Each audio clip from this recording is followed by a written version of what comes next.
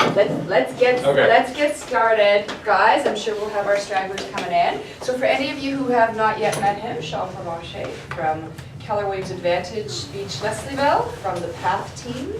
One day I want to find out how that came about. We paid for it. Okay, that's a quick answer. So Sean and his team are listing masters. He's going to share a lot of that knowledge with you.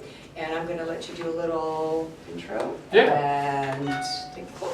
Awesome. And Thanks for you coming, being guys. here. My name's Sean. I've been in the business for a little over a decade now. Started out at Remax. Things were great. I just needed help kind of growing more of a business and a team, so I ended up here about 6 years ago. And we've done a lot of growing at KW. We're a small team, small but productive. It's me and my brother who own the business. Originally, when we started, we were called the Real Estate Brothers, but we started hiring a bunch of women on our team and just kind of felt gender biased, and it was also kind of felt like a mom and pop name, and we knew we wanted to grow bigger, so we rebranded about 2.5 years ago to the PATH Real Estate team. Yeah, so it's me and my brother. We have a full-time marketing manager who basically runs our entire business. We also have a full-time listing manager, a couple people in the Philippines who do data entry and help us do things that we don't want to pay $15 an hour for. And then we have 2 full-time reps on our team who've been with us for a little while, about 5 years, I would say, for both of them. We just hired another buyer's agent, and I also have a ISA I just let go. I'm looking for someone in an ISA role. So that's my current business. Over the past, yeah, sure. What's an ISA? Inside Sales Associate. So it's like it's a noob, someone who just got their license and wants to cut their teeth, build good habits, learn good skills, pays a blended salary plus bonus structure based on signing listings and closing buy deals. And it's a part of the business I'm a big believer in. A lot of people, like ISA is kind of a buzzword over the past 5 years, especially in Keller culture. I think it's a great part of a team. I don't think it's how you build an entire team. So for us, it's something that helps us expand our personal bandwidth, because you can only make so many calls in a week. And if you got someone crunching away on the phones 40 hours a week, it can really, really make a big difference. So that's an ISA. Thank you. Yeah, no problem. Oh, so they're doing the lead gen? Yeah, you know what? Cold calls kind of suck. I've done a lot of cold calls. We built a lot of our business cold calling and door knocking. Everyone's doing it now, and the numbers have kind of tanked. Yeah, but don't your cold calls turn into potential clients, so they're not cold anymore? You keep recalling them? 100%. And the point I'm making too is that right now, in our ISA role, we're a lot less focused on having them do cold calls, and we're a lot more focused on having them take my nurtures, like my long-term database, yeah, take perfect. my database, Yeah, take leads that we pay for. Oh, okay. Generate new stuff from my past and close. That's something that I've always had a weakness in. So we're having them take more of the reins on that, care for our past clients, check in on them, send out equity reports, little things like that people really just appreciate, and get more referrals, because I'm terrible at calling past clients. I'm always in like the chase mode, you know what I mean? So yeah, that's our team. I've had kind of a funny couple of years. We were really focused on coaching and growth over the past few years. Last 2 years, we were really focused on hiring lots of people for the team, which we had a lot of lessons learned through trying to hire the wrong people. And also, I was a MAPS coach for the past 2 years. So I was out of production for about 2 years, just up until about 7 months ago. So I'm fresh back in the seat of listing agent, and thought I'd share my strategies with you guys. Before I get started though, I want to hear who's here, because we've got a small room. I'm just going to get everyone to kind of just quickly give us your name, number of years in the business, what you're challenged with since the market's changed, or just in your business in general right now, and what you want to get out of it today. So we're going to start with you. Go. You're on. I'm Alessandra. I've been licensed for 5 months. 5 months? Okay. Yeah, so, and I'm still transitioning from my 9 to 5 to... It's tough. Yeah. Hope you're working 70-hour weeks.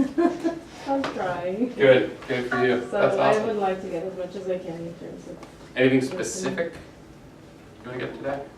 I haven't thought about this actually. Okay, that's okay. Okay.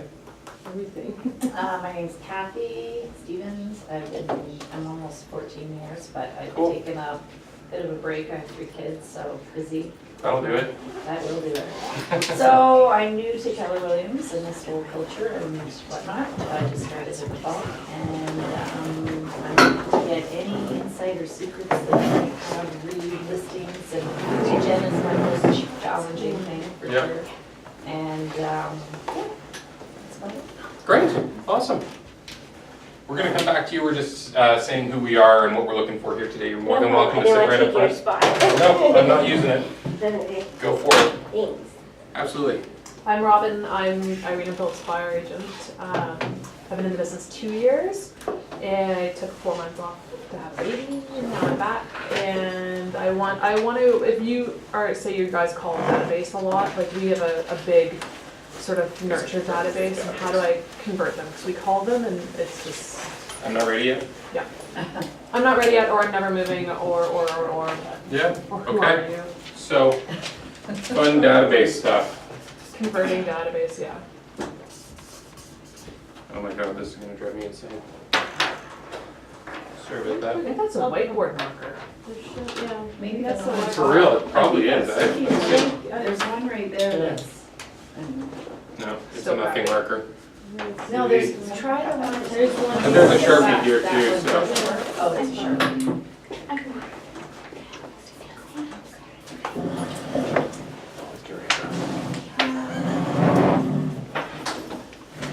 Okay, awesome, thank you. Katie, Hi, I'm Katie Young. I've been in business since 2005. I work with Dad here, and our challenge is organization, I guess, and being diligent about following up with new people. okay, so follow up. Mhm. Ooh. I like that. And keep building the database, Sorry? and keep feeding the database. Keep feeding the database too. Yeah, we just got we've got an operations manager now That helps. to do the marketing and get us going on the database. Great, okay, cool. Why don't you tell us a little bit about your business? I've been in You've been doing this longer than Yeah, that, right? 33 years. Nice. This is my 33rd year. And the things have changed, but they're still the same. You know, as much as when the internet came in, the people would say, oh, you'll be out of business, they still want to see the product. Yeah, But however, nowadays, the buyers, they want to look at pictures before they go. yep, And it's crazy, but that staging has made a big difference. I think staging is a big part of the reason we still get away with 5%, Yeah. truthfully. Yeah, well, Like that's a big part of our value, like negotiations and all that other stuff. That's really important, but helping someone actually change the way that their home looks and what it's actually worth, I think is, yeah, the staging has increased the value of the house. oh yeah, It's yeah. crazy. They say 15 to 20%, and I absolutely have done that Yeah. a number of times Yeah. with staging. Sometimes you look at what happens and you're just like, Yeah, you're crazy. wow, that's nuts. Well, it's like in the old movies, and when they show someone buying a house, you're looking at it like it's a beauty, but then everybody else look at it like they show on TV it's a dump, right? Yeah, It's just true, and that's what happens. People fall in love with what they see. and they come in all picture holes and stuff. Yeah, yeah. Yeah. What's that Cool. movie? What's Tom Hanks? What's your name? Yeah. I'm Cheryl Graff with Harvey County's Real Estate. Welcome. It's always nice to have a guest. With my daughter Samantha, and I've been in business since 1981, so a few years, and Samantha joined me in 1995. Great. So she's been with me for 24 years. That's so awesome. Oh, wow. Yeah, and Yeah. so we've been together a long time. What do you want to, sorry, go ahead. Sorry, did you have a question? No, after you. Okay, I came in at the tail end and it seemed like you were discussing like why we're here, like how you can help us. Yeah, sure. I think we're at a stage in our business where, because we've been doing it certain ways, you know, with the flyers, you know, after you sell a house, you send out flyers. Like, we're debating this system, continuation with that, or these bus ads, or the social media. or just Where our sitting money's open best houses? spent, And basically. where should we be putting our money for advertising? Okay, What really will not work in today's market? I think the other challenge for us, we've always charged 5%, and with no disrespect to anybody new in the business, but their advantage or their offering to clients seems to be to reduce their commission because they don't have the experience or the knowledge that we might have, and that has affected us because everybody knows no matter whether you're buying a house or you're buying a baby gift, everybody wants something for less. They want a deal. They want to feel like they won. So, and in this type of business, yes, there are people who buy multiple homes in a lifetime, and then there are people who don't so much. And the people who don't so much don't experience you in order to understand the value that you really give. So I do know our biggest source of marketing is actually not the internet, not the bus shelters or any of these things. They've helped, they've assisted, but it's really word of mouth. It's our clients. So our relationships are our most important marketing tool. So that's where I think Cheryl and I are trying to divvy up like where we spend our money more, as opposed to maybe focusing our money more on one aspect as opposed to going across so many things. It's more about consistency and focus. Yeah. We, just to go back to whomever with the database, that's where your money comes from. Yeah. It's all your referrals. And you have to constantly be, I hate to use the word, but milking your database, be in constant contact with them.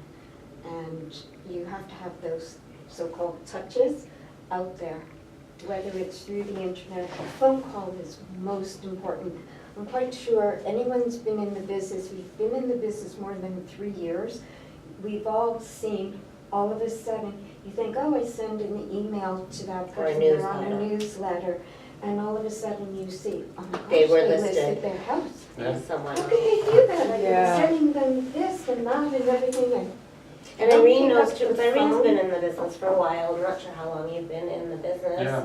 But you look really young, so I'm like, I'm not really sure, but, but we all together have experiences, and together those experiences help each other, so that's also why we're here.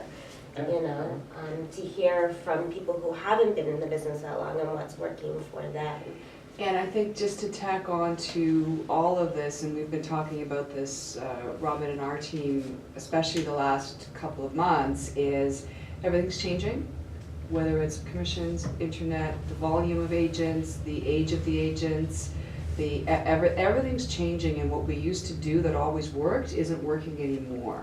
So part of what we're doing this year is we're calling it sort of the year of stability. So what's working, what's not, and if it's not, what do we do to change it? And that's that, Yeah. because especially The for transitional year. us old folks, Yeah. right? It's like when we've been doing something for almost 3 decades, you guys more than 3 decades, you tend to do things the same way all the time because it's always worked. Yeah. And not, a lot of that doesn't work anymore, or you have to tweak it. So yeah, that's what environments like this are good for. I think one of the challenges too is that a lot of people get into shiny object syndrome. So I know agents who do 300 grand just off Instagram. Right.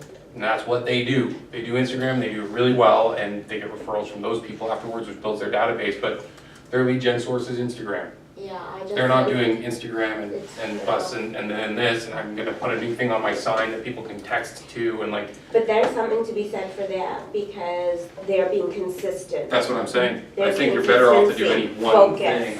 Do one thing really, really well. I mean, I run another business also based on relationship building through gifts, and same thing when I first started, I was trying everything under the sun. I was doing so many products, and then I had to narrow down my product list to be focused, to be known for these items to relationship build. Shameless plug, best bathrobes personalized to the client ever. No way. Yeah, There's two sitting up front right now, I'll tell you all about them. But, and you have to work with what works for you. I mean, actually, I was just Cheryl was picking Manisha and I up, and Corinne Callis was in the lobby there, and we were just talking. She just did a Buffini course, and she's like, do you have a gift by chance upstairs for me? I gotta do it now. So, you know, if you follow a certain system or you focus on a certain part of the business to make things work for you, like relationship building, you know, that could be your focus. It doesn't, and then you gear your Instagrams and all these different outlets towards the focus that you've chosen that works best and is most natural for What you. they find when they look at top teams is that they'll have 3, maybe 4 main pillars of business that'll bring 80 to 90% of their transactions. Right. And then usually they've got a little shuffle, you know, 3 or 4 other things that they're experimenting with, or they do that are affordable but aren't ever gonna be something huge. Usually it's database. What do you use? For us, it's database. Okay. I do a little bit of for sale by owner, and I do, we historically have done a lot of cold calls and door knocks, but we're not doing as much anymore.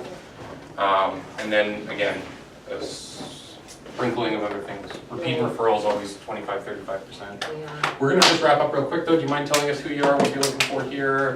Carolyn Carter, 10 years in the business, and maximize my database. Okay. Are you feeding it?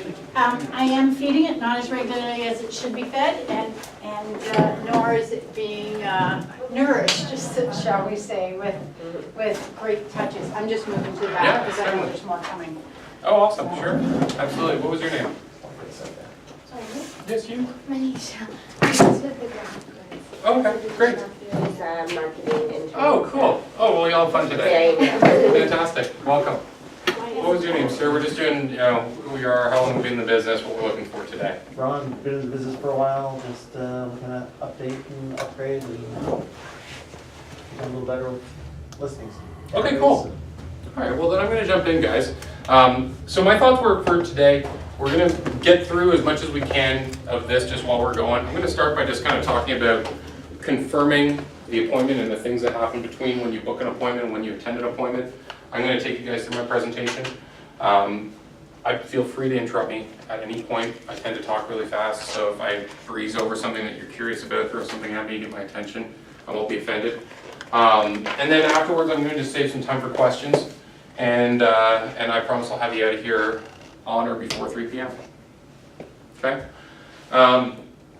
So really, when it comes to booking an appointment, I don't want to get too deep into, you know, where it's coming from or, you know, how you go about doing that, because today I really want to focus on the presentation and conversions. That's what we kind of promised that we cover today. If you guys have questions, I'm always happy to brainstorm or chit chat and stuff like that. I've got a couple cool ideas we could share with you guys as we're going.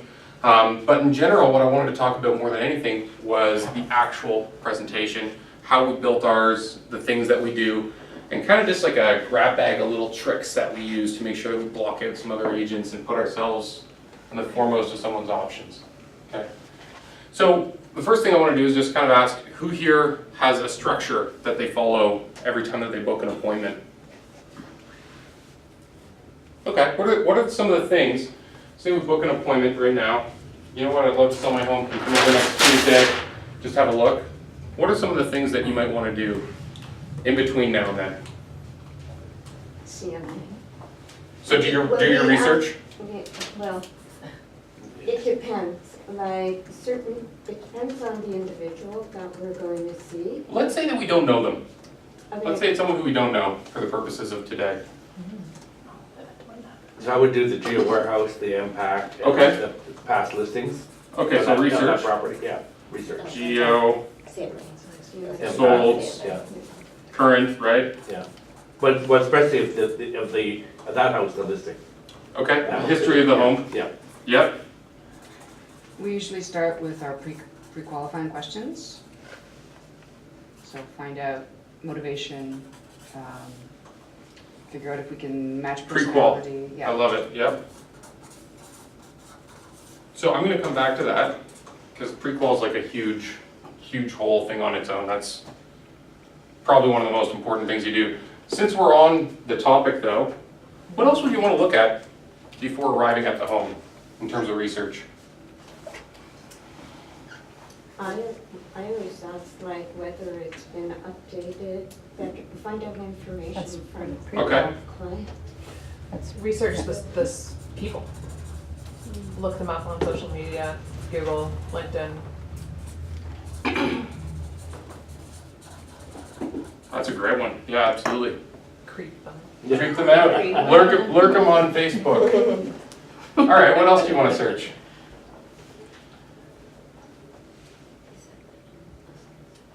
A lot of people say expires. We don't really get a lot of expires in our market. One thing that we always pull is the past 3 years on the street. Yeah. You know, we tend to serve a wide area. At this time, like, it's very rare that you have a realtor who's so embedded in a community they don't drive more than 4 blocks from their home. And every once in a while, guaranteed if you don't do this, when you sit down, they're gonna go, oh yeah, what did that little blue house sell for around the corner? They're in a 2-story semi, and the blue house was a bungalow detached. It would never come up in your research, but you wanna look like you know what you're talking about, so it's nice to have that up your sleeve.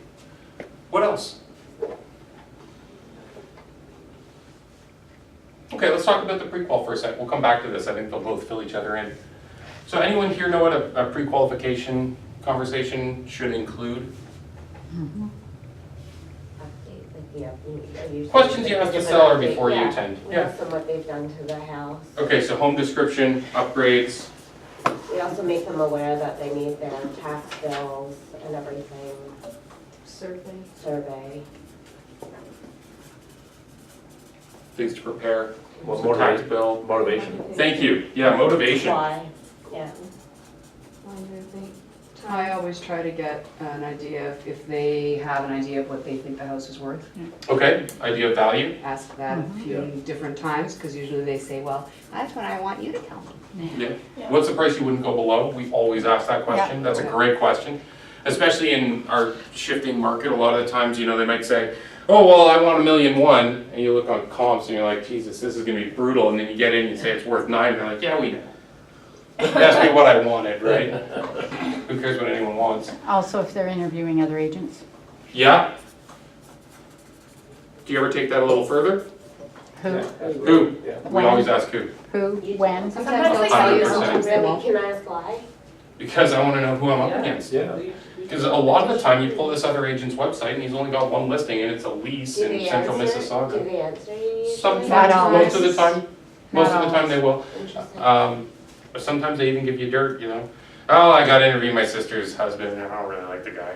I don't want to work with him or something like that. So that's actually a question that Yeah. I've started to ask fairly regularly. Do you Do you have an have? obligation? Yes, absolutely. And I had this kind of conversation with somebody just this week, or end of last week, and she said, my son-in-law's in real estate, I don't want to use him, I don't know what to do.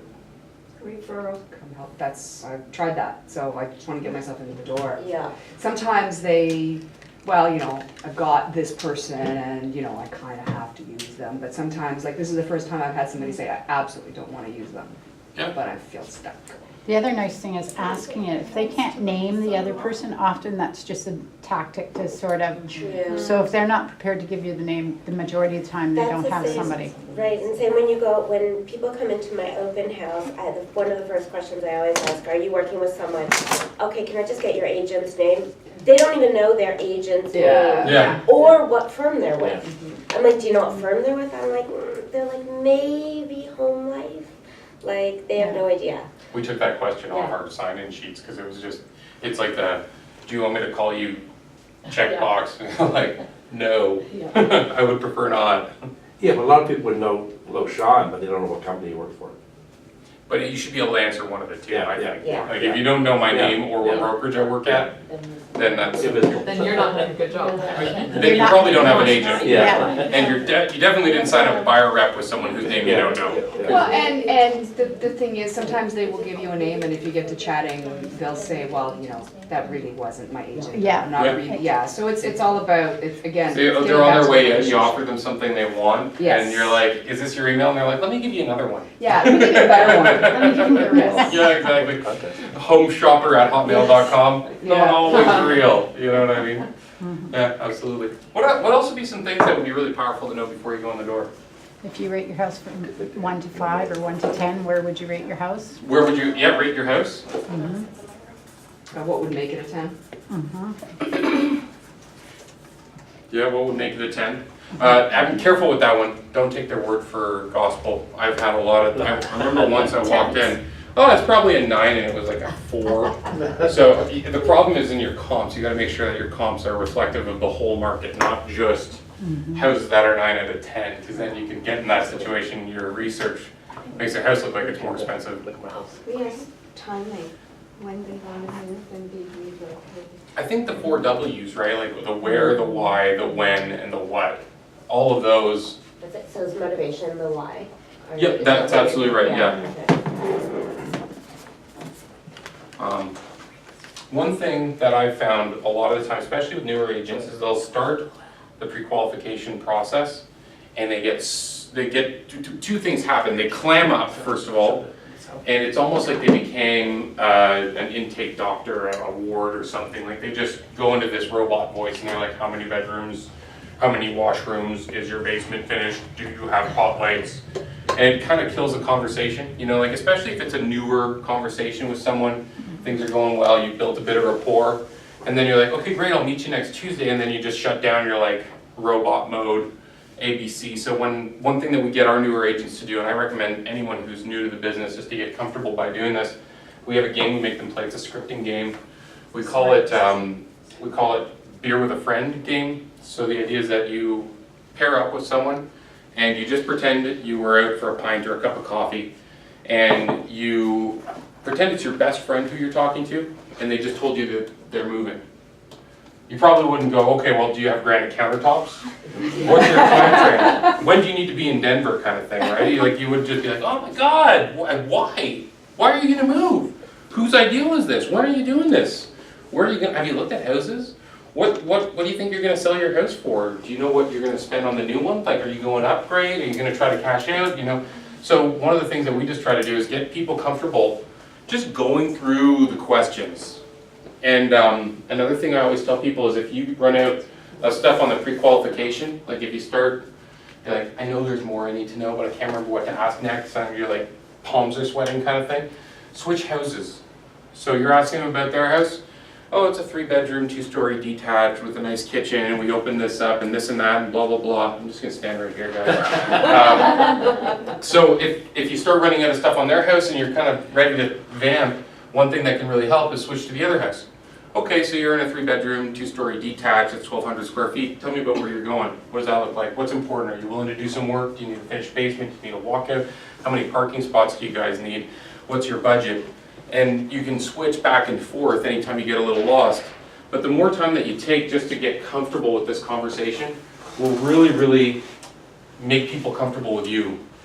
And what you'll find is if you get good at having this dialogue with people, they'll often ask you for the appointment, as opposed to you having to say like, you know, I can do Tuesday at 2 or Thursday at 4. What works better for you? Well, why don't you just come over and look at my house? We can talk about it. Okay? So, we've got our pre-qual. We know a little bit about the house. Anything else in there that we want to make sure that we ask them? Will all the decision makers be there for our Meeting. Ding, ding, ding, ding, ding. Yeah. Anyone ever showing up and they're like, oh, well, you know, my wife's not here and we're getting a divorce, and you're like, no, I definitely just lost this deal. It's like the crook agent who's working one side in her eyes, right? So you got to make sure that all the decision makers are there. I try to give them permission too when I ask this question. I always say something to the effect of like, you know, sometimes people might feel it necessary, or they might have someone whose opinion they value, who's not on title for the house, but who they're going to run things by. And just so I don't put you in a position where you're stuck trying to play broken telephone back to this person about the discussion we had, because we're going to cover a lot of things together, why don't we see if we could arrange that they could be there with us? And that way we could get all of their questions answered as well, and they really understand what's going on, and they feel comfortable with me and everything that we're going to be doing. Is there anyone else who you want to have at this meeting? If it's an older person who's alone in their home, I push for the kids. I push really hard. I don't want to be that snake skin boot guy who comes in and bamboozles some sweet old lady. I want to make sure that we're actually helping her and her family move forward. And the kids are just going to block you anyway, so you might as well get them there. So decision makers, thank you, Irene. What else? Okay, let's talk about research for a sec. Okay, so Geo Warehouse, solds, current, MLS inventory, client research. I want to talk about solds for a sec. Because one of the things that we find a lot of people have, a lot of people do when they first start, and I was alluding to this when I was talking about the rating on the home. What a lot of people do is they'll go and they'll look for comps that are the carbon copy of the house that just sold.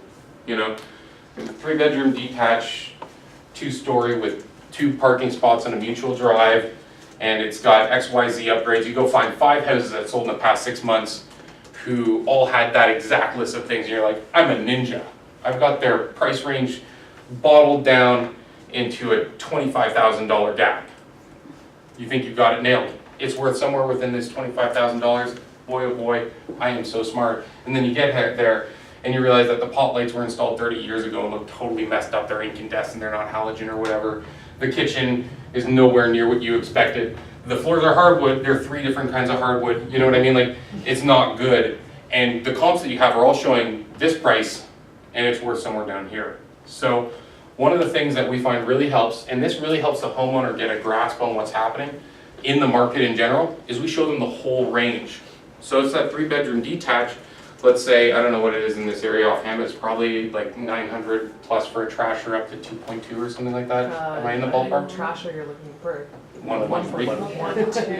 1.2. For a semi, yeah. Okay, so call it $1.2 million to 2, okay, for a semi. Yeah. So we're going in on this appointment. What I do is I find them throughout the entire gambit. So we got an $800,000 spread. I'm showing them what properties look like at the bottom. I'm showing them all the way up to the top, and I arrange them from low price sold to high price sold. And I just take them through it. Well, I'll be honest, a lot of the time I don't even talk to them about comps. But if they're curious or they want a price that's too high, I'll say, well, why don't we look together? I'll show you the research that I've done. Here's the broad range of value for homes like yours, Mr. Seller. It's going to be somewhere between 1.2 and $2 million. Here's how we narrow it down. And I showed them the first one. I'm like, okay, well, it's narrower than your lot. It's got tiny bedrooms. It's totally wrecked. There are holes in the ceilings, XYZ. I think your house is worth a lot more than this. Same with this next one. Same with this next one. Okay, now, hold on, though.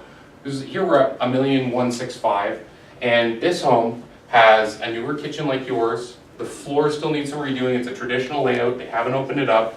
There are 2 washrooms. You've got 3, and your basement's done. Theirs isn't. You're on a private drive, and they're mutual. I feel like you're better than this, but I feel like we're getting closer. Do you agree? Okay, great. And then this next one for 1.725. This is actually really close. Same frontage, same number of bedrooms, same number of washrooms. You know, you've got this little bit. Now, what I start to do is I just start putting them into a range that's a little tighter.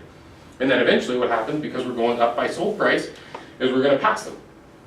So you're going to look at one and you're going to say, okay, well, cool, now look at this. We're at, you know, $1,180,000, and for $1,180,000, we're getting a house that has 2 extra feet of frontage. Their main floor's opened up, yours isn't. They've got all the upgrades, and they're on a slightly better street than yours. If you were a buyer and you had to choose between your house and this house, and they were the same price, which one would you choose? And go, well, this house is clearly better than mine. Okay. All of a sudden, we're in a $50,000 range, which to me is pretty acceptable when taking a listing. I don't like to tell people that they're going to get much closer than 3 to 5% of value.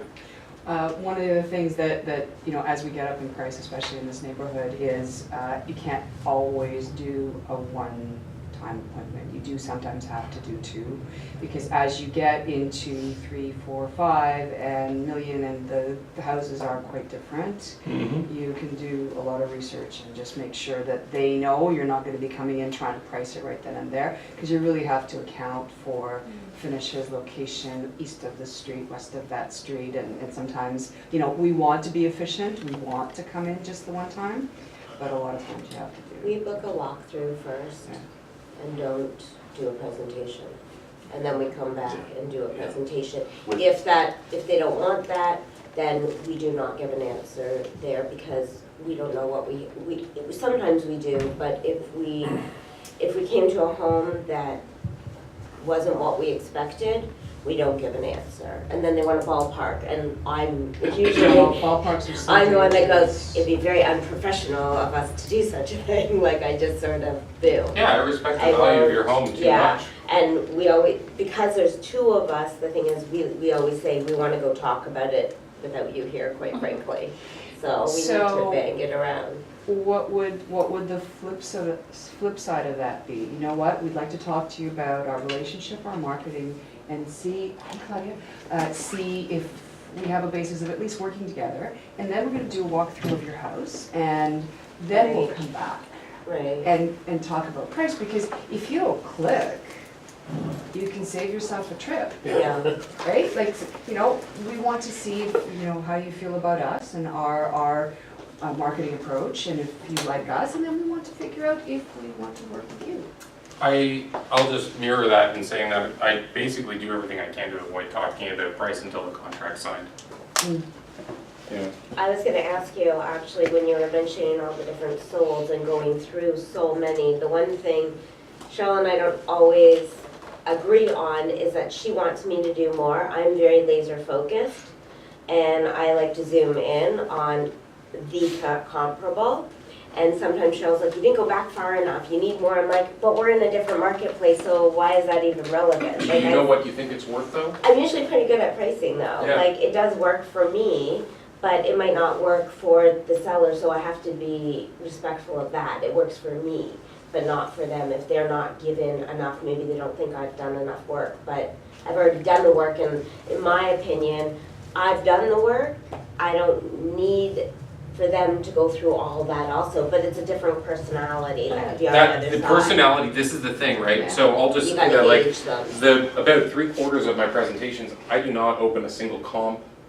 I speak in broad strokes about the market. I speak in broad strokes about values of homes. I give them my opinion on what'll happen at a certain price. Most people don't care about seeing a Do you CMA. send the CMA No, most of the time I before don't. or after? Never before. Never before. Oh my gosh, no. I don't know what your house is worth beforehand, but. The comps, it's not actually giving them a price, but Yep. you're sending them the comp. No, never, oh my god, no. I Yeah, would we never do just that. experienced that, and I think it was wrong, but they were really diligent in us sending it, that we thought we were pissing them off by actually not sending them the information. You'll have that Got sometimes, very and then you can do upset. it. So I just was like, all right, I'm catering it, and like, it's not our way at all, but talk about being stuck in our ways, we were sort of in that place of, Yeah. maybe this is the new way because the internet is so, people just want to deal through email. So I'll just say really quickly, everything that I talk about doing, I break my own rules all the time. So everything's situational, right? Like, Well, this is what that's- works yeah. 75% of the time for most people. Right. You have a really high seat personality type, like someone who's really focused on the stats and facts, like, yeah, they might want to see that. Or they might just be saying, like, I'm planning on moving sometime in the next 3 years. I had a person like this from a past client, we sold them an investment, now they're thinking about selling their principal residence, which is a lot nicer. And they really just wanted to see comps. Okay, sure, yeah, I'll send you comps, that's no problem. You know, so I mean, I do believe in providing service. And sometimes that means that you're just sending information, but in general, at the meeting, I don't typically go through comps. If I have to, I have a ton of research prepared in my calendar, I just open it up. I think because, you know, pricing is so, especially so sensitive right now, we can't count on the market to sell the house like we did for a long time. If the sellers don't agree with you on price, they're not gonna hear anything else you say about the relationship, about the marketing, about anything, because they already think that you're not with them on price.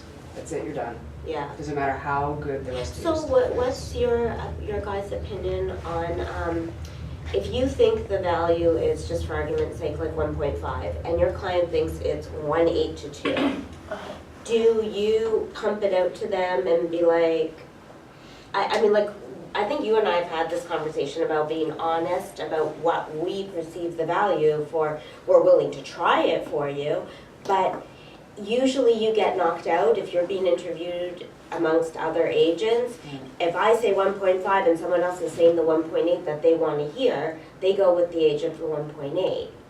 So I think you use the research to say, you know what, I would love to get you that price for your house. I'm not against trying either. Nothing, well, but yeah, I'm not against trying. nothing here has shown us that that's what we're going to get scientifically, but it's not a scientific market, it's emotional.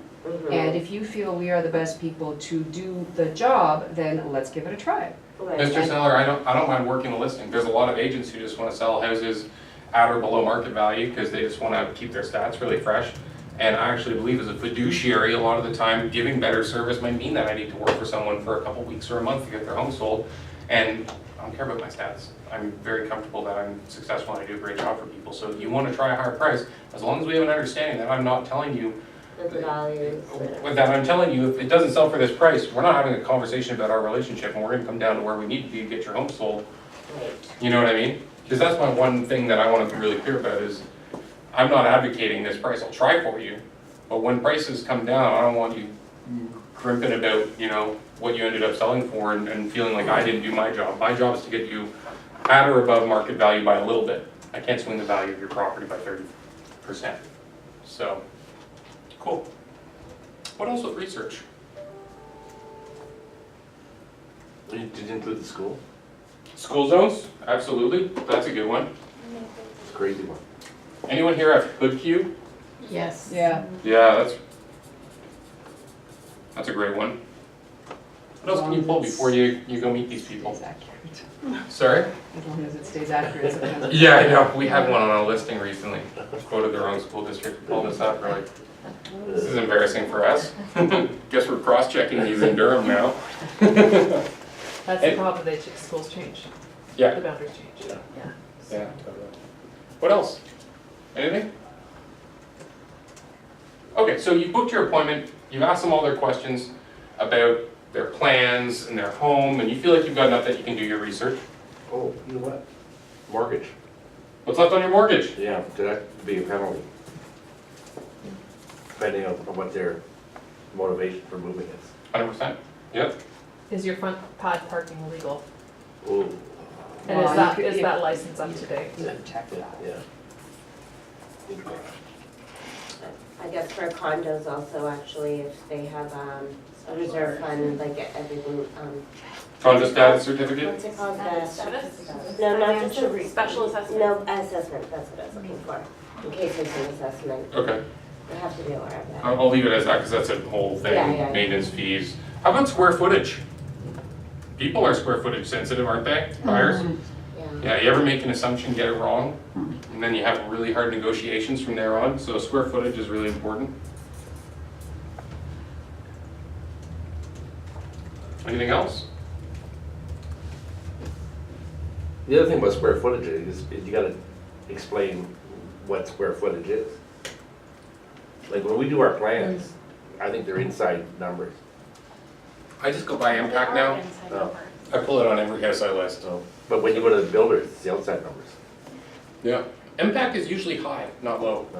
They're usually over a little bit, I find, But then we get. which is nice. Yeah, we get floor plans done for on the list, after we get the listing, right? Then if people look at the numbers, they compare it to a new build or something and, Yeah. you know, where ours are less, you know. Does MPAC actually have the square footage of the property or just the You area? can buy it, it's You $5. buy $5. Okay. Yeah. Yeah. Best money you can spend. Yeah. I even pull it on some of the comps sometimes. That's If I what see we a do. comp We that do I'm really not also. sure about, We do. Okay. I'm checking. Okay. Because either it's bigger and they didn't pull permits, which in that case, like, that's not perfect, Yeah. or it shows you where you're at, and you can get, it's down to the last digit, it's not, you know, 2,700 square feet or whatever, so that's really nice to have. Okay, so, what do you tell them as you're getting off the phone? Okay, I'll see you next Wednesday at 11 a.m., Mr. Seller. I'll just be at your door next Wednesday at 11 a.m., is that what you tell them? Well, We you asked should, for they should have candidates. already received your pre-listing package or. So we got a pre-list? Yeah, Thank you. All right, so we book, we qualify. 1, book, 2, qualify. When do you do that? Do you do that right away? first phone call. First phone call? I usually do, although often, if it's a little ways out, I'll qualify them a little bit in advance, like If 2 days it's- beforehand or something like that. Because I like to put in a reminder call. Okay, which brings us to pre-list.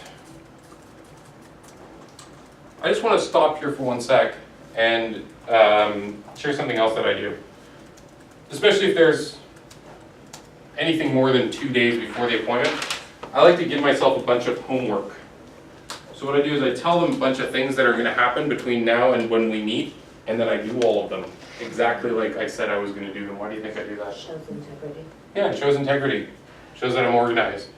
So for example, I'll book my appointment, qualify them, say, great, well, hey, I'm really excited to meet you, so I'm gonna be coming by next Tuesday, what's your email? I'm gonna send you an email with all that information, one thing.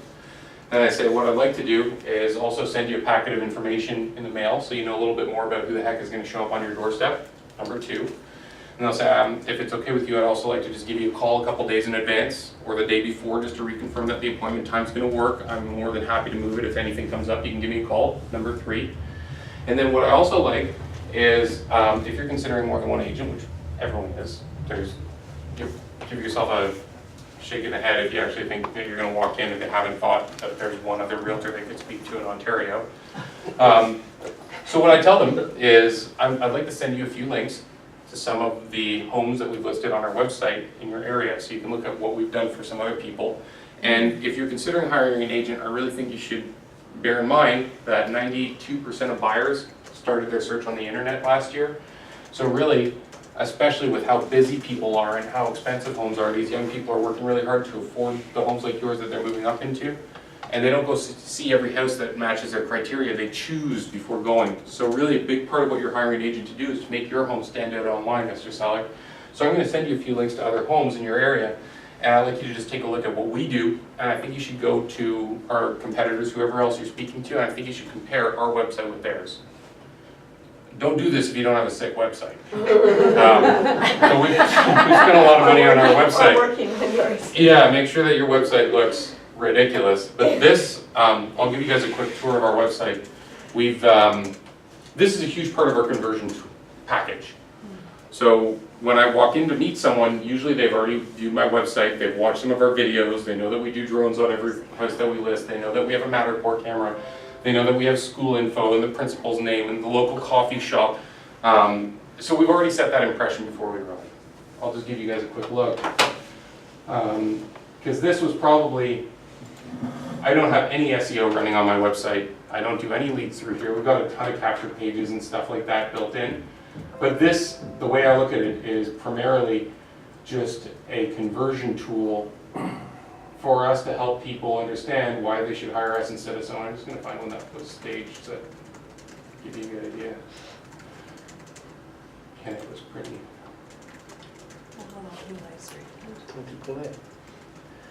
Yeah. Okay, so obviously we have a banner at the front, property details, schools, Catholic schools, private schools, alternative, parks and recreation, transit, safety, convenience. We have a 3D Matterport tour. I always encourage them to open this. Have you guys ever, you guys know what Matterport is, obviously, right? Does anybody not? Oh, awesome. So show, yeah. Mr. show Seller, some. we were the first real estate company in all of Canada to buy one of these cameras. My team, not my brokerage or Keller Williams. And what it is, it's kind of like Google Street View. So you get the ability to walk through a home, but you also have the ability to look at it as a dollhouse. So it can give you a really, really great idea, Mr. Seller, of what exactly you're moving into. And if you think about the fact that most buyers, again, are really busy, and a lot of the time they have alternative lending options like the bank of mom and dad that are helping them out with their purchase. And if you multiply that by the fact that a lot of people are getting money from overseas and their in-laws want to know what the heck they're putting their money into, it's really nice to know that they can come back and share this with them. But also, before they buy their home, if they go view 5 or 6 properties in one night and they get home and they can't remember anything, first of all, your home's going to be one of the only 2 out of 5 that maybe even had a brochure on the table. But in addition to that, they're able to go to a website and they can have 60 more photos to look at. They can tour the entire house and talk about if their furniture is going to fit, and really just take those steps to make themselves feel comfortable. It makes a big difference. How do I get out of here? There we go. I'm not Through the the door. one who makes this all work, yeah. And then we have video too, right? So we do a really nice video. This isn't like a what's it called, like a slideshow of the images that we have. It's done with gimbals and drones and all kinds of stuff. So, you know, a big part of winning listings is just being competitive and having this stuff together for people. And by sending them to our website, we're proving that we do that for them. What's a gimbal? A gimbal is like a steady cam, basically. Like it's a thing that our cameraman Oh, wears yeah, that allows him to go through the room. I'll put those. Isn't that also the one you can put an iPhone into and it just stay right? That's not the one we use. This is That's for This poor is- people. This is a little bit. this is really That's done. what we use. This is done by It was a professionals. joke. It was Well, a joke. it's not, We get an iPhone one. $22. Just walks around. And then we've got 60, 70 That's how we do ours, $22. with an iPhone. Yeah, and you know what? That's fine. I'm not Better than nothing. kicking dust. I'm just, this is what I say Hope we're not to going up by listing to mess with people like you. Yeah. You guys on the phone can be like, you don't want to work with one of those Yeah. big stupid teams. You're gonna be stuck with, searching for Sean all the time or whatever. And say, hey, we all Always. we've all got our own little things that we say, right? He's got great pictures of them. Yeah, great pictures, really nice pictures. And they're all done by professionals, and we Photoshop everything so the color looks right no matter where it comes from. If you guys aren't using Matterport, it's really cool. They do floor plans now too, so if you're paying a couple $100 to get floor plans, Matterport for 25 or $50 or something will suck floor plans So out. the company is called Matterport, because this does happen with other people, like Property Spaces or things like Yeah. that. So you're saying it's. The camera's called Matterport. Okay, Yeah, Okay. Matterport, it's oh, the it's like a $8,000 camera. But there are photography companies that own these in Toronto. yeah. For Property $500, Spaces they'll do your does. property, Yeah. but you can pull really nice stills. Like about half of our stills come out of Matterport. Let me see. Probably this one was a Matterport. So it scans each room 2 or 3 times, and then any one angle that you like, you can pull out and just touch it up. And they're crazy resolution. They look great. The lighting's really good. So, highly recommend +1 Matterport. So yeah, a big part of our strategy with listings is making sure that we have every checkbox you could possibly want on the things that we could do to market your home. We do everything. There's nothing you can find that someone doesn't do. We've got great staging, we've got all this stuff cooked in, ready to go. And we make them look at it before we arrive. And to me, that leaves a stronger impression than our pre-list historically did before we started sending them here. Okay, so then I send them my pre-list. And I brought my pre-list too, it's online, you guys can take a quick look at it. There's 2 facets to our pre-list, so we just added one. The first one is just a marketing piece. It talks about who we are, talks about the steps involved in getting a home for sale. It is not a bag of junk. I know this is something that a lot of people recommended at workshops throughout history, is like, oh yeah, get some brochures from your mortgage person, get a seller net sheet, tell them they have to do homework, put all these like worksheets in there. I found that in our market with our sophisticated clients, they kind of expect more. So ours is just a marketing piece. We just wanted to make it as pretty as we could. It's 8 by 11 paper. Talks about all the stuff that we do, the steps in the process, who our team is. This is what they receive. It's very clean. It's clean, it's simple, it's all one type of branding. It's not my mortgage broker's piece and my lawyer's piece and a brochure from a home inspector, because that's just a bunch of junk that's gonna end up on their table. And they're trying to move. And this is emailed to them? No, this is or delivered in we found envelopes on Amazon that match our green branding, so it comes in a green envelope. Just loose We wanted to be papers? cost conscious too. Loose papers, or are you bound? They're loose papers. Loose papers? They're clipped with my card and a personal letter. So we have a letter on letterhead that I wrote once with a Sharpie, and then my admin photocopies the Sharpie. Looks like it's freshly handwritten because it's just black ink. So so they get this with a letter from me on the front talking about the fact that we've got an appointment coming up. I'm really looking forward to meeting them. They know it's me because I got terrible handwriting, and no one would have their admin if they had that bad handwriting. So they get this with that, and it comes in a nice green envelope that stands out. It's a little different from our competition. It's neat, it's tidy, and it's not a bunch of stuff that they're gonna just throw out anyways because they're moving, right? Okay. So this is our pre-list, and then this year, there's just been so many changes in the market in the past 12 months that we really wanted to do something that could help people understand what's going on. So we put together a huge state of the market, and we've included this now in our package as well. And it's just a massive write-up. It's super informative. It's very well put, and it includes a ton of graphs. And graphs statistically have been proven to make people look smart. So this way, they think we're smart, which is also really cool. You weren't at Gene Rivers a couple of weeks ago, right? Nope. He said if you tell them a stat, it's your opinion. If you show it to them, it's real. See, so all this stuff is really, it seems real. It doesn't even have to be right. It just has to be there. Cool, yeah, 100%. So that's what we do before the appointment. And now if you guys want, I've got about a 15-minute process I go through at the table to describe our marketing. I'd be more than happy to do it for you guys. In general, when we arrive at the home, everyone else, all the other realtors they interview are gonna ask to tour the home first. They're gonna say positive and negative things about the home, so we do the opposite. We ask to sit down, find a comfy spot. Kitchen table is usually the best. We sit down, we talk for about a half hour. I make friends. I speak in generalizations about the market, say some smart stuff, talk about staging, give them some comments on their home. Then I pause once I've reestablished their motivation and I've asked some questions. And at that time I tour the home. Just makes us a little bit different, just that much, you know what I mean?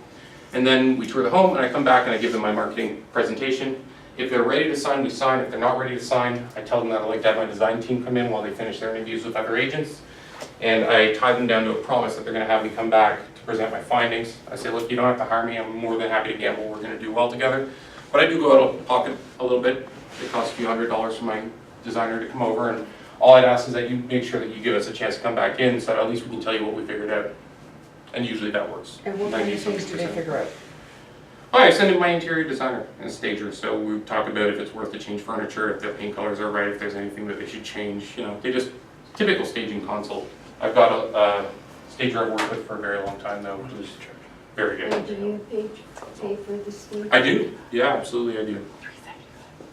Yeah. Okay. I think these days you pretty much are Yeah, resolved to paying if you're staging. If you're charging 5%, you're not paying for staging, you struggle. I think there'll be a lot of people who just get a better offer. So, Well, and maybe I can just add to that, Yeah. just to tack on to something Sam had said earlier, it's not just the brand new agents or the discount agents that are offering discount commissions. It's a lot of the higher producing agents that are doing that just to get the volume and the business. So it's, I don't think it's undercutting anymore.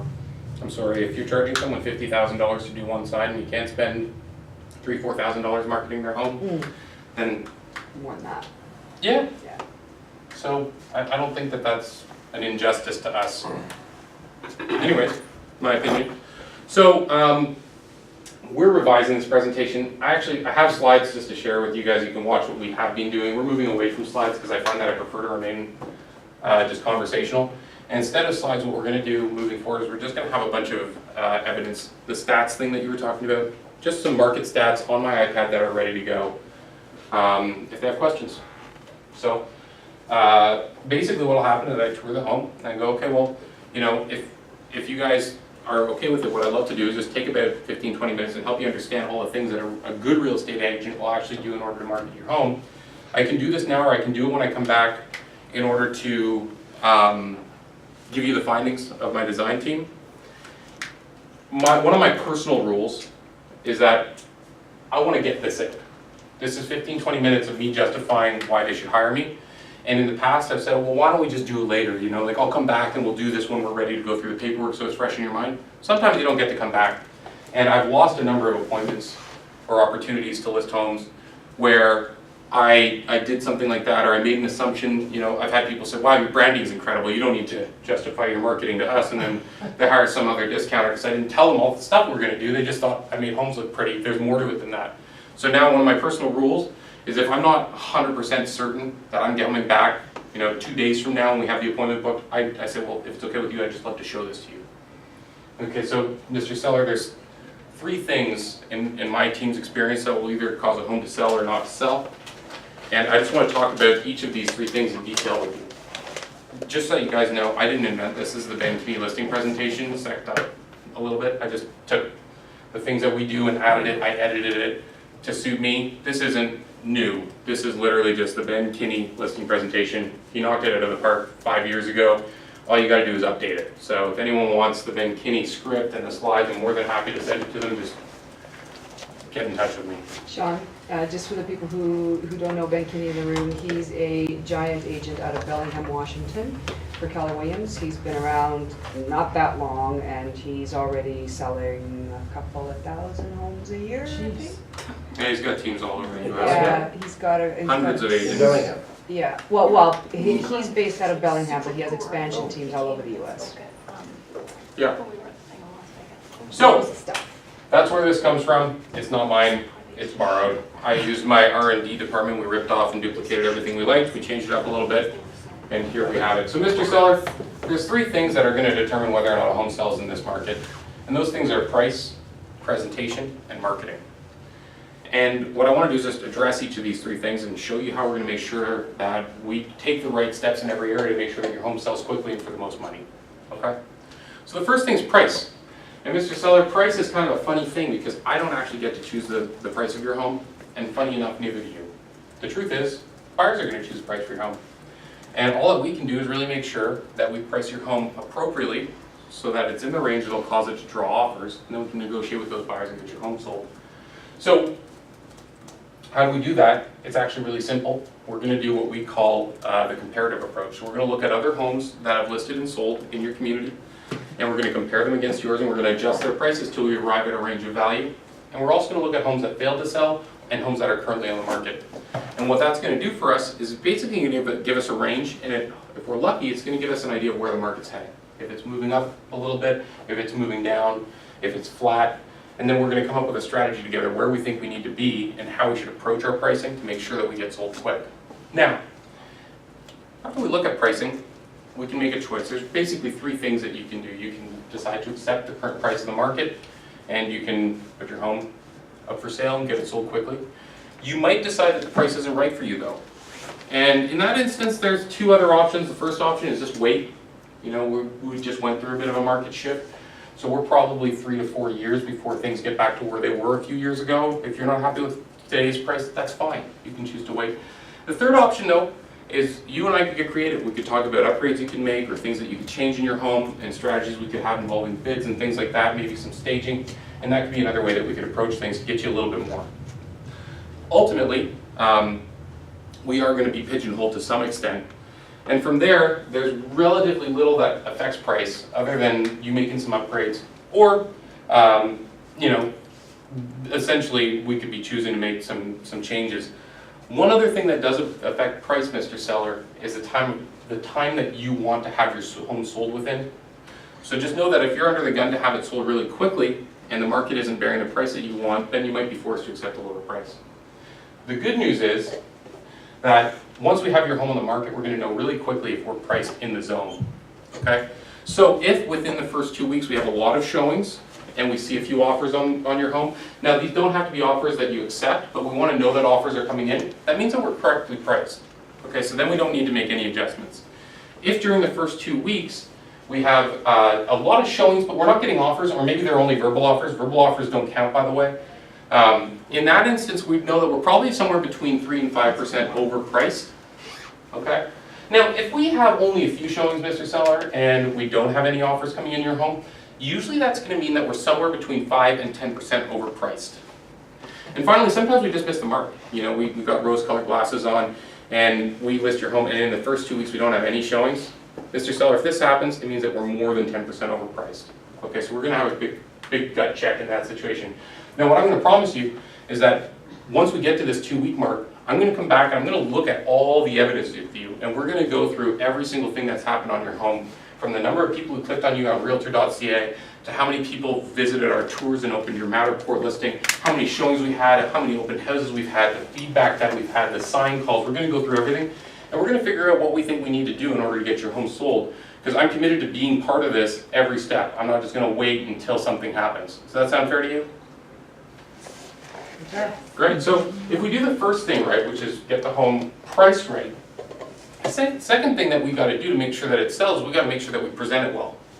And Mr. Seller, there's 2 sides to selling, to presentation, and the first one is actually just getting the inside of the home looking really great. So this is what most people refer to as staging. And staging is more of an art form than a science, but there's a couple general rules that we just want to make sure we follow, and I'd be more than happy to have my stager come back and spend more time with you after today if we feel like we've got a fit. But in general, an easy way to think about staging is we want everything to be neutral and bright. We don't want any choke points in the floor plan, so when we're walking through the home, I want to make sure that we don't get caught going through anything and that it's nice and open and free. We want to make sure that we have the brightest bulbs in every light fixture. We want the windows open. I think you kind of get the idea. Ideally also, because we're going to be selling your home to someone who lives probably not right next door. Chances are they're moving up from a condo, they're moving up from another part of town. What we want to do, these are younger people. We want to make sure that we have furniture in your home that suits younger people. So if you have a 30-year-old couch and a beautiful giant dining room table made of mahogany, I'm sure it's very, very well made and it's very valuable and it's a wonderful piece. However, we might choose to bring in some smaller furniture that just helps the photography capture the size of the space. Does that make sense? Okay, great. Now, once we've done the in-house presentation side of things, I'm actually going to help out and take the time to make sure that we make you have a great online appearance. Because you see, Mr. Seller, the thing is, when we first started in this business 10 years ago, I did have a new buyer come into my office, and I'd ask them a couple questions. We talked about the things that they wanted their home to have, and then what I do is I put a bunch of MLS sheets on the table and I say, these are the homes that I think we should go see. And it's completely flipped now.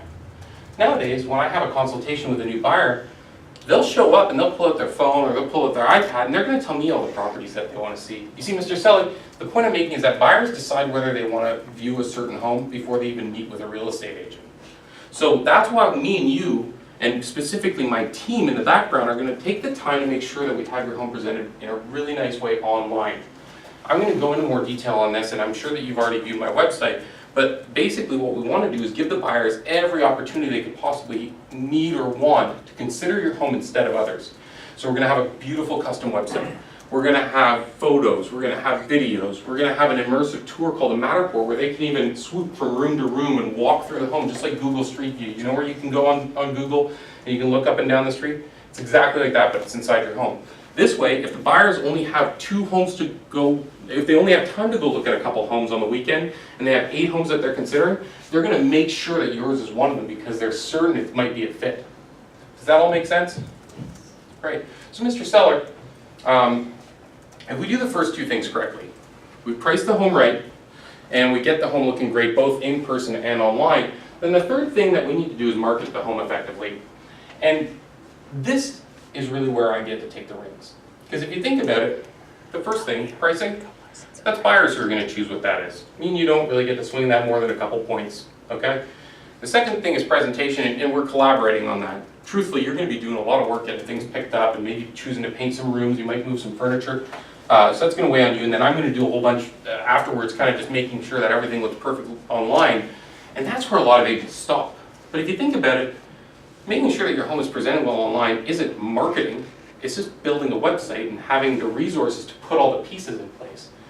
And really, marketing is where I get to make and take charge of things. If you think about it, it's going to be me who decides where your home is featured online, what websites we put it on and stuff like that. And really, this is where I take charge. The funny thing is even though this is one of the most important things that you would have a realtor take over for you, most realtors aren't actually the marketing-based experts that they should be. Most of them are people or they're salespeople, they're good with relationships, but they're not system-based machines that can make sure that every home they list comes out perfectly. And when they get busy, things often get dropped, which is why we have a team of people behind us in our group that work just for me and my brother, who make sure that all of our listings look exceptional. It's why when you view my website, you can see that everything's perfect. So, again, when you think about marketing a home, a lot of people tend to just wing it. So they'll think, okay, well, you know, I'm going to get a website, that sounds good. Oh, and maybe I'll send some flyers to the street. But they didn't actually do any research to figure out what was going to draw the greatest results, and we just thought that was silly. So what we've done for our marketing presentation, Mr. Seller, is we've actually based our entire marketing plan for your home on the National Association of Realtors. You see, every year they do a study. And what they do is they look at where buyers find the actual home that they ended up purchasing. So Billy Buyer buys 123 Main Street. Where was the first place he saw that home? And then what they do is they take this giant report of thousands of people and they break it down into a pie chart and they give that to us realtors. And we just took that report and we said, let's put all our money on the top 3 or 4 things that actually sell the most homes. And that way, we know that we're going to get the most results for our marketing spend on your property.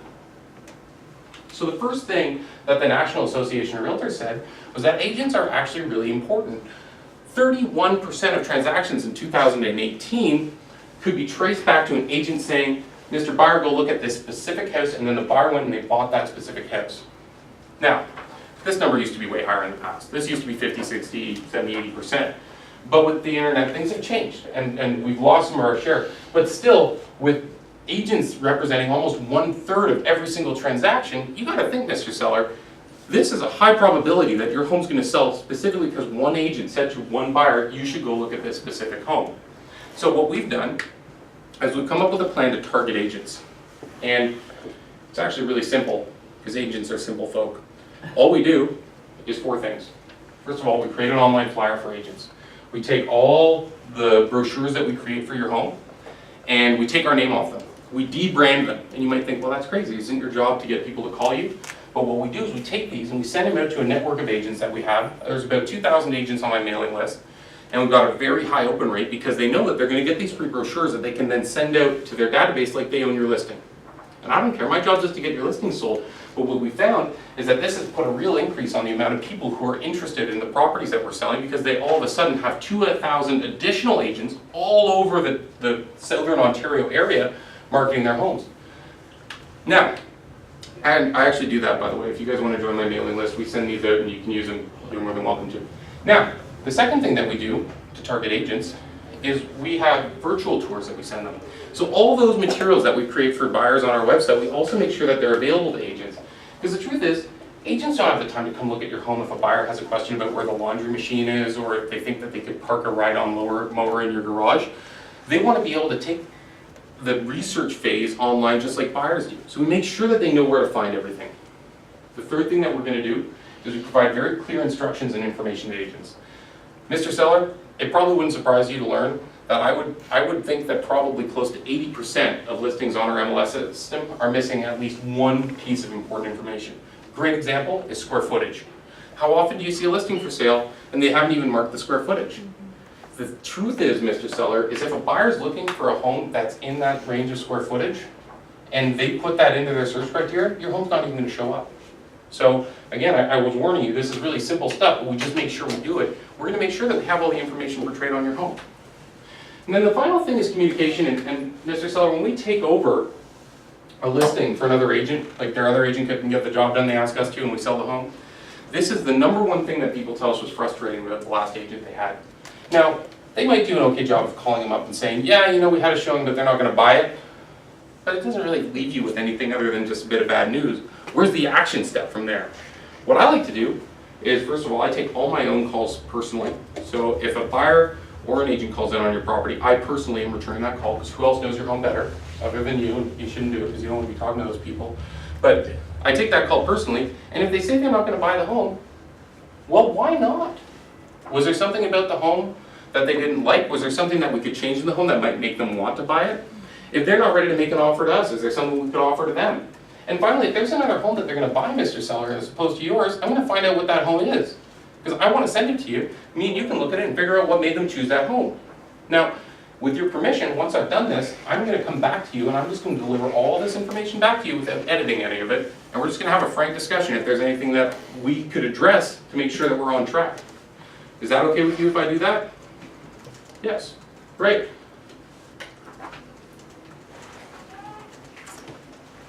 All right, I always ask for a cup of water before I start this part, because I talk a lot.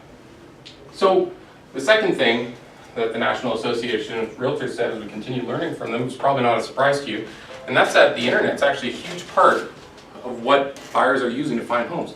49% of homes sold in 2018 were sold because buyers first found them on the internet. And that's a huge number. So we already talked about all the things we're going to make sure to do online to make sure that buyers have all these resources in regards to your home. And that's already done. We're not worried about that. But then what I wanted to do is come up with a plan to make sure that every home we list was going to be listed in all the parts of the internet that it possibly could. And I want to take you through that so people know how they can find your home. The first 3 things are called aggregates. Basically what this is when we list your home on the MLS system, we have a way that we can make sure our technology pushes it to all the other people who use this information, and so it's displayed on all the sites. So first of all, we make sure that your home's, oh shoot, what just happened? So first of all, we're going to make sure that your home's displayed on brokerage websites. And a brokerage website would be something like Remax.com or Century 21 or KellerWilliams.com. We're going to make sure that on all the brokerage websites your home is portrayed correctly and they have links to all the media. We're going to do the same thing for aggregate portals. Have you ever heard of a little company called Zillow? That's an aggregate portal. Basically, they don't have an office in real estate, they don't have any agents. They just have a really nice website and they display all the information that we put on MLS. Problem is, they make mistakes all the time. So we make sure that we get in there and we have checked every part of your listing to make sure that everything's accurate and they have access to all the media that buyers would want, so that when buyers are searching on these sites, they also have access to all the things they find on Realtor.ca. Finally, we're also going to make sure that we have your home pushed to every single individual agent's website in Canada. I don't know if you knew this, but there's over 120,000 agents in Canada alone. And if a buyer is moving here from out of town, say in Vancouver, and he doesn't know about Zillow or KellerWilliams.com, chances are he might be on his agent's website, and that'll be something like, StewartSellsHomes.com or something silly. And what we're going to do is we're going to make sure that your home is portrayed on all those guys' websites, so that if this buyer is looking literally anywhere involving these sites, they can find all of your information. Does that make sense? Fantastic. Now, we don't stop there. The next thing that we do is we make sure that we attack social media. And social media, I always have a bit of a chuckle, Mr. Seller, because the truth is that agents love to spend time on social media, but most of them are just using it either as a self-promotion banner, oh, just sold another home, or come to my open house this weekend, or something like that, and they're not using it for the tool it really is meant to be. Have you heard recently about how companies like Facebook and Google are collecting all this information on people? Yeah, for sure they have. Well, the truth is that they store all these information in profiles, and we can build a profile of who we believe would most likely be the buyer for your home, and we can make it so that your home shows up anytime that someone who's, say, between 32 and 47 with, 2.1 children and an average income of a certain amount, living in a certain postal code is most likely to buy your home. Because, here we are in Midtown, Mr. Seller, and chances are no one's affording this home as their first property. Don't you think there's a good chance we might find a buyer moving up here from City Place who wants to get a little bit further from the hustle bustle, take the equity in their 2+1 condo and transfer it up here? Say yes. Absolutely. So that's what we do there. Finally, not everybody knows about brokerage websites or realtor websites or Zillow or Realtor.ca. A lot of people, especially people who are newer to this country, are familiar with these things. And a lot of them have money. So we make sure that we also post your home on classified sites. Now, a lot of people think that you'd only use this if you had a credit score in the 200s or you're trying to launder money. But the truth is that we've actually sold a lot of homes through things like Kijiji and Craigslist. And a lot of agents will tell you it doesn't work, but the truth is it actually does work. All you gotta do is post more often. So we commit to our clients that during the time their home's listed, we're gonna have their home refreshed on the list in these sites at least twice every single week. Now when I add all these things up, just before I move on, Mr. Seller, I just wanna ask, is there anything in these first two categories, marketing to agents and marketing using the internet, that another agent might have mentioned that they do, which I forgot to cover in my presentation today, or does this seem like it's got everything and more than anything from another agent that you might have heard? I really like that. You're so good. Well, if it's okay, I'll continue moving on. So the next thing is we actually found out, as we continued to learn, that 7% of homes sell because of signage and open houses.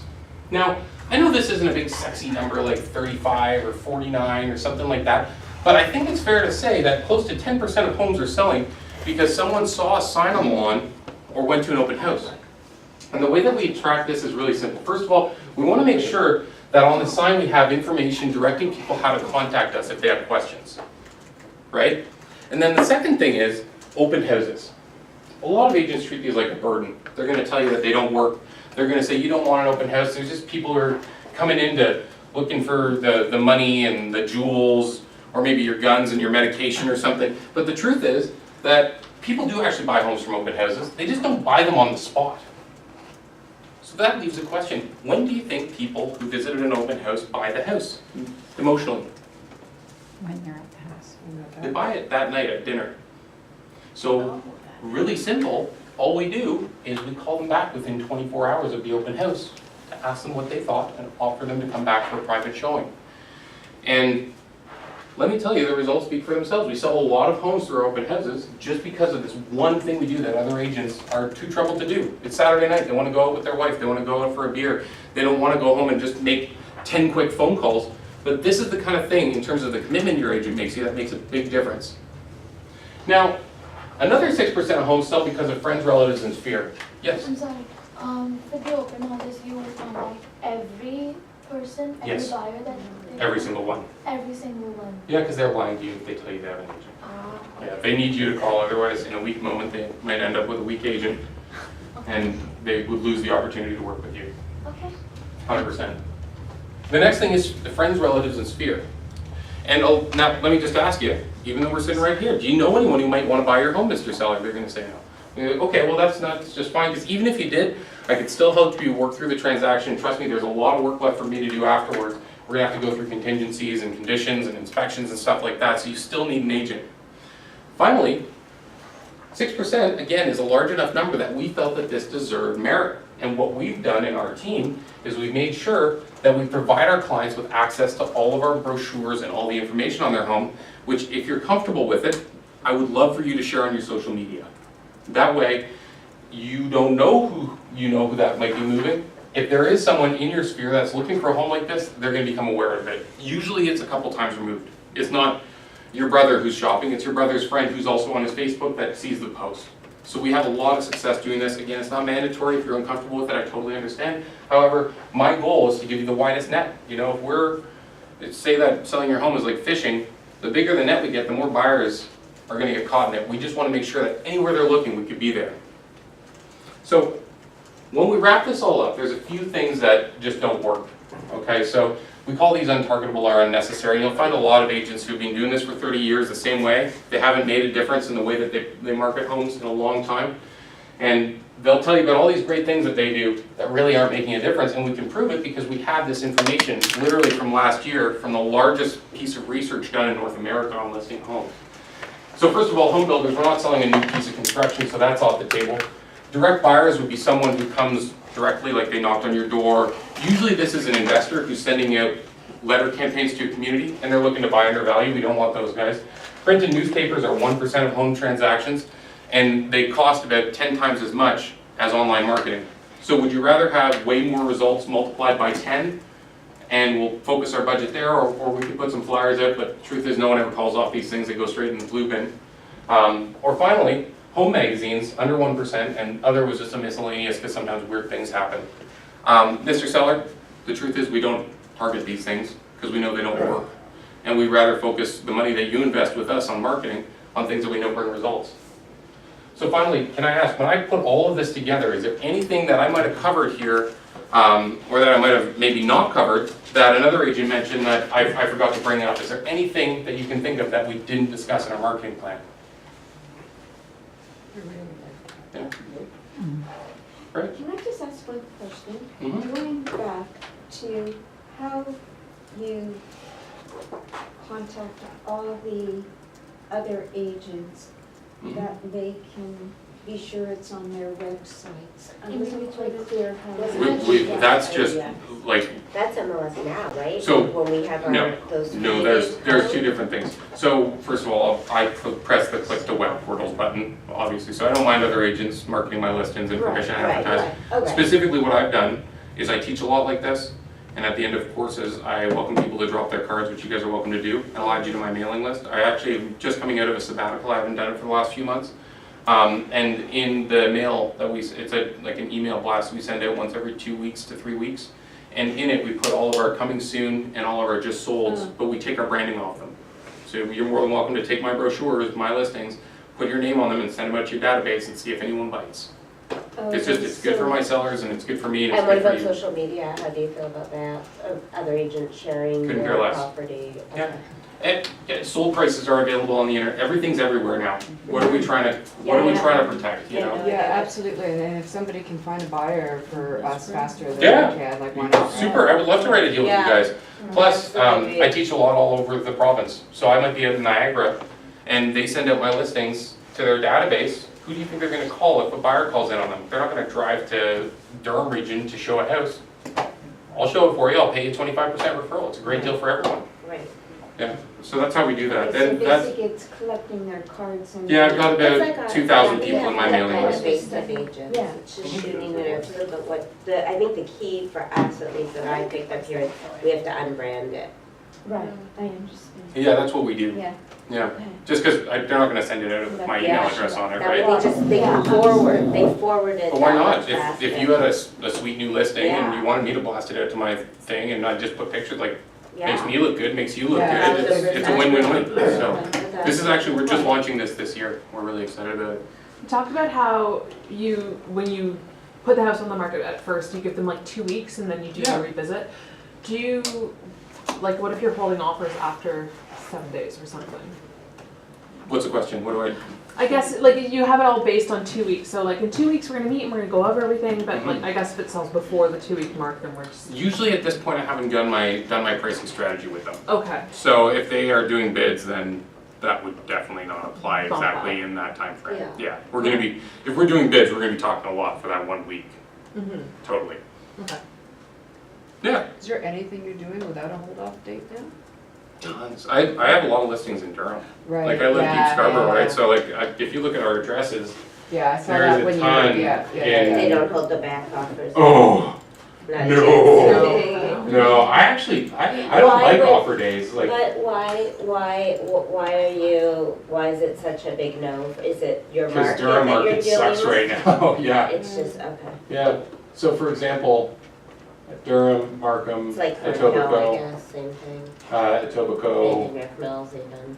yeah, there's a lot of markets in Toronto that are not in bids right The now. 13th Street sell yet? Is that available or is that? 12th Street No, is 13th. 13th. That's 30. Oh yeah, 30th. Oh, that's Sorry. 30th, sorry. Sorry, I also had 12th 2 Oh. months ago. 30th, didn't get bids yesterday. How about Stoneham? Come on in. How about Stoneham? Stoneham's gone. That's a nice street. for that. Yeah, it went for less than I thought. What did it go for? 730, but the agent threw his commission in, so it sold for 750. That's what I thought he was gonna get 760, but he didn't wanna wait. I told him like we can wait until January, probably get an extra 20 grand. He was just like, he was done, so he just wanted to get it done. And This he is had an semi, offer. this is semi or road, that one? It was semi. Yeah. Yeah, that's it. And then if I don't sign them on the spot, which often happens, I'm not at all opposed to doing a two-step arrangement. I find something to leave out. So, you know, I need to get my designer and I think I could raise your price. Let me just do this, let me get this information for you, something like that. And then I find a reason to come back and I always try to book them at the table for a return visit. And that's the presentation in essence, guys, and it's 3 p.m. So if anyone has a couple questions, I can stick around for a few minutes. I promise you guys will be happy. Sorry? How did you get to database? Database, what do you want to know? Interesting. I don't know, we were talking about how to convert. Oh yeah, so database, conversions are really simple, just never stop calling them. Yeah, when you can't create motivation, so if they're not ready right now, you gotta wait until they're ready, like we convert people who've been in our database for 10 years as part of the business. You can work them for referrals. Yes. So that goes without saying, but I don't have a magic pill. More what I do have is just a lot of ways that we keep track. So for us, I always think, if you're on a tightrope, you got like the net underneath you, you should always have a net in your database. For us, it's a due date. So every single contact that is assigned to anyone has a due date that they must be followed up with. How I personally like to organize my life is I put all my due dates on Monday.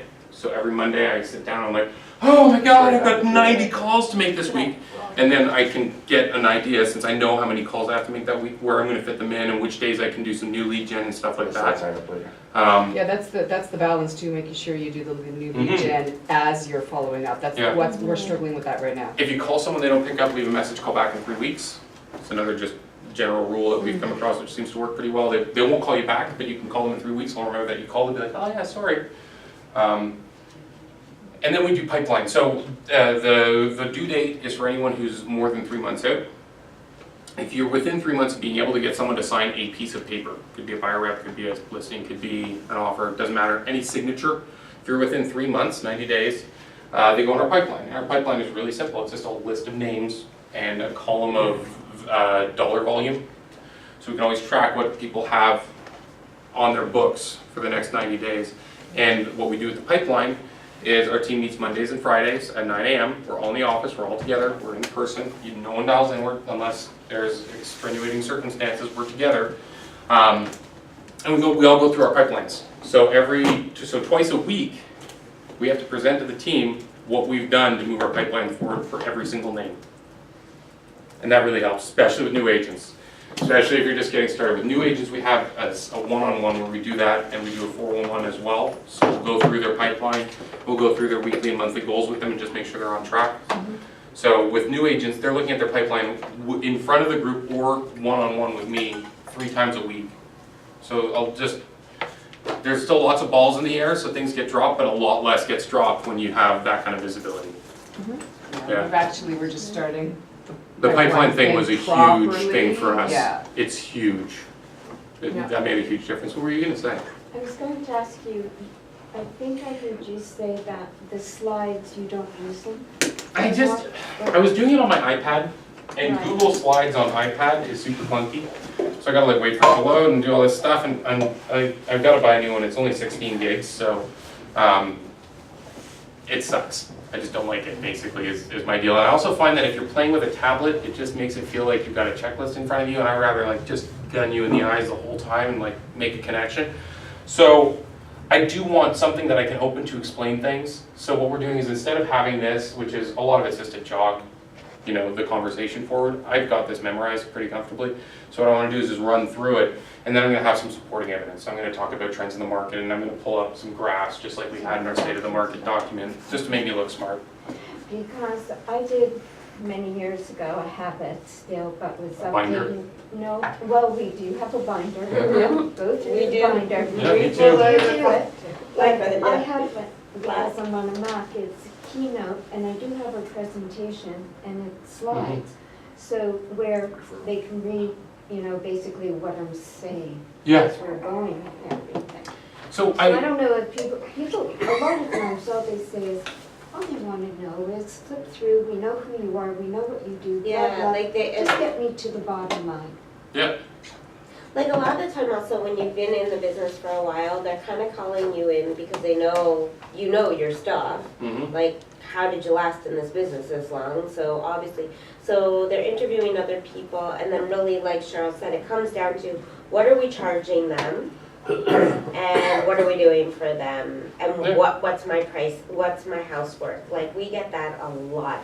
And and a lot of the times we get used because they, Yeah. Yeah, I don't even think it's they're used just anymore. sort Like of- if you're in the door, it's on you to win it or lose it, right? Like you gotta.